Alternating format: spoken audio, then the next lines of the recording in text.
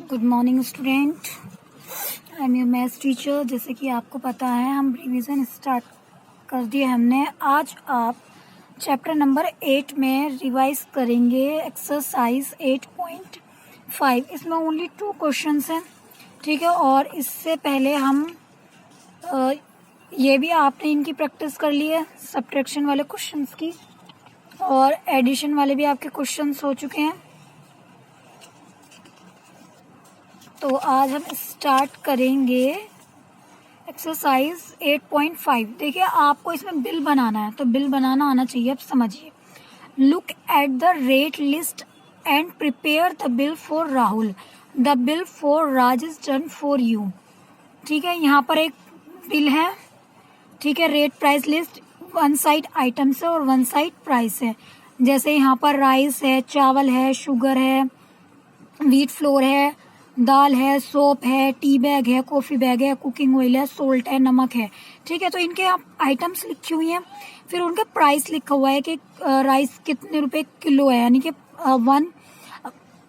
1 kg कितने का है आपका 35 रुपीज़ का। शुगर कितने का है 1 kg 28 रुपीज़ का।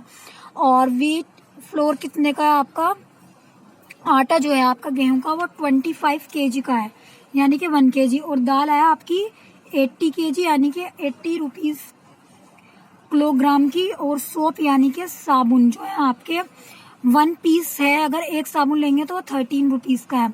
और टी बैग यानी कि चाय की जो पत्ती है उसका जो बैग है, टी बैग, वो कितने का, अगर हम 500 ग्राम लेंगे तो 72 रुपीज़ का। इसका मीन्स ये है। और कॉफ़ी बैग यानी कि 100 ग्राम का 53 रुपीज़ का। और कुकिंग ऑयल जो है, यानी कि 1 लीटर जो है कुकिंग ऑयल, तेल जो है खाना बनाने के जो लिए हम यूज़ करते हैं, वो 81 रुपीज़ का है। सोल्ट यानी कि नमक, 1 पैकेट जो है नमक, वो 12 रुपीज़ का है। तो आपको ये चीज़ समझ में आ गई है ना। तो अब आप ये ध्यान से समझिएगा, ठीक है। और ये राहुल का बिल है, ठीक है। ये राहुल का बिल आपको बताना है, ये राज का बिल है। तो शुगर जो है, जो 28 रुपीज़ की थी, देखिए यहाँ पर 28 रुपीज़ की ना शुगर, तो उसने जो उसकी कितनी ली, ठीक है, तो उसने वो 2 kg ली। और सोल्ट जो है, यानी कि 1 पैकेट 12 रुपीज़ का था, उसने 1 पैकेट लिया राज ने। सोप जो उसका 1 पीस 13 रुपीज़ का, वो 1 पीस लिया। राइस यानी कि जो 35 रुपीज़ का था 1 kg, तो उसने वो 1 kg लिया राज ने। अब देखो 1 kg है, इसमें कोई प्रॉब्लम नहीं है। अब यहाँ पर है, देखिए 2 kg, हमें तो 1 kg के रुपीज़ पता है कि 1 kg 35 रुपीज़ का है, 28 रुपीज़ का है शुगर। तो शुगर अगर हम 2 kg लेंगे तो कितने रुपीज़ आएगा, तो 2 की मल्टीप्लाई 28 से कर दीजिए, तो 28 2 सा 56। देखिए 2 8 सा 16 का 6, 1 कैरी आगे फॉरवर्ड कर देंगे, 2 2 सा 4 और 1 5, तो कितना आ गया 56 रुपीज़ की आ गई, हो गई हमारी शुगर। सोल्ट, नमक तो 1 पैकेट ही लिया, और 1 पैकेट का ही हमें यहाँ पर पता है कि 1 पैकेट हमारा जो है वो 12 रुपीज़ का ही है, तो यहाँ पर तो 12 ही आ जाएगा। यहाँ पर 13 क्यों आया, क्योंकि 1 पीस ही लिया उसने सोप का, और यहाँ पर 1 पीस की ही वैल्यू आपको बताई गई थी। पीस लिखा हुआ है, यानी कि 1 पीस ही, यहाँ 1 छुपा हुआ है। और 1 kg उन्हें लिए राइस राज ने, तो 35 रुपीज़ के हैं। अगर यहाँ पर 2 kg कहता तो यहाँ मेंशन करता कि 2 kg, ठीक है ना, बट उन्होंने ऐसा लिखा, उन्होंने सिर्फ kg लिखा। अगर यहाँ मैं 1 की मल्टीप्लाई कर दूं kg से, तो तब भी तो हमारा ये आएगा ना kg। 1 की मल्टीप्लाई किसी भी नंबर से करते तो वो नंबर ही आ जाता है। जैसे 2 की मल्टीप्लाई अगर मैंने 1 से करी तो क्या आ जाता है, 2 1 जा, ये उल्टा लिखा गया है, 1 की मल्टीप्लाई 2 से करेंगे तो वो नंबर ही आ जाता है 2। तो ऐसे ही 1 की मल्टीप्लाई kg से करेंगे तो kg, तो इसका मतलब 1 kg ही है आपका। उसके बाद आपने देखा, फिर इन्होंने इनका टोटल, यहाँ टोटल लिखा हुआ, टोटल का मतलब होता है ऐड कर दो, 56 12 13 और 35 को ऐड कर दिया तो कितना आ गया 116 आ गया। अब आपको जो बनाना है, ठीक है, वो किसका बनाना है, आपको बनाना है बिल फॉर राहुल। तो राहुल ने क्या किया, दाल ली है, शुगर ली और कुकिंग ऑयल लिया, जिनके जो प्राइस है वो कॉस्ट है 80 रुपीज़ है, 28 रुपीज़ है, 81 है। ये मैं ऐसी टिक कर रही हूँ आपको समझाने के लिए, आपको नहीं करना है। अब देखिए कितना कितना लिया उसने, यानी कि 2 kg तो उसने लिए दाल, और 1 kg क्या लिए शुगर, और 1 लीटर लिया कुकिंग ऑयल। तो आपको देखें यहाँ पर जो दाल है वो 80 रुपीज की है 1 kg। तो 2 kg के लिए 2 से मल्टीप्लाई कर देंगे। तो देखिए डायरेक्ट कैसे करेंगे, 2 की मल्टीप्लाई, अभी 0 को भूल जाइए, 2 8 से कितना हो जाएगा 16, और कितनी 0 है 1 0, तो 160 आपका आंसर आ गया। अब 1 kg उसने शुगर लिया है तो इसमें 1 की मल्टीप्लाई करेंगे तो 28 1 से 28, 1 लीटर लिया तो 81 1 से 81, और इन सबको ऐड कर देंगे आप 160 28 81, तो कितना आ गया, 0 में 8 ऐड करा 8, 8 में 1 ऐड करा 9, 8 और 2 10 और 6 16 का 6, 1 कैरी आगे फॉरवर्ड करो 1 और 1 2, तो 269। और देखिए डिजिट के नीचे डिजिट लिखी है, देखिए। अब देखिए सेकंड क्वेश्चन है आपका, following is the rate list of an ice cream parlour, prepare the bill for Aryan who ordered the following. ठीक है, आइसक्रीम पार्लर है जहाँ पर आइसक्रीम है, vanilla, strawberry, choco chips, fruit bar, mango bar और बटर स्कॉच। उनका प्राइस है, यानी कि 1 आइसक्रीम जो है वेनिला की वो 25 रुपीज की है, स्ट्रॉबेरी 24 रुपीज की है, चोको चिप्स 30 रुपीज की है, फ्रूट बार 28 की है, मैंगो बाय 23 है, और बटर स्कॉच जो है आपकी 20 रुपीज की है।